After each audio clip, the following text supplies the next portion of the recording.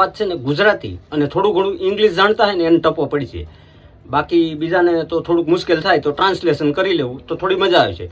તો Europe, America, London, Hong Kong, France, Tokyo, Africa અને આ બધી જગ્યાએ નામ યુરોપિયન લોકોના નામ આવી રીતે હોય. સ્વીટી તો આપણે ત્યાં મીઠીબેન નામ હોય કે નહીં. પછી મરિયા રોઝ તો આપણે ત્યાં ગુલાબબેન નામ હોય કે નહીં. પછી માઉન્ટ બેટન એટલે આપણે અહીંયા ડુંગરભાઈ નામ હોય કે નહીં. પછી કેલ્વિન બ્લેક આપણે અહીંયા કાળુભાઈ નામ હોય કે નહીં.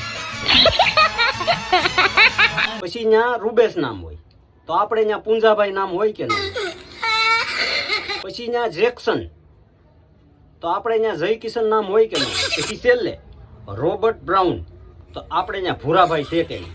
તો પછી હું દોડીને ત્યાં જાઉં, બધા અહીંયા જ છે.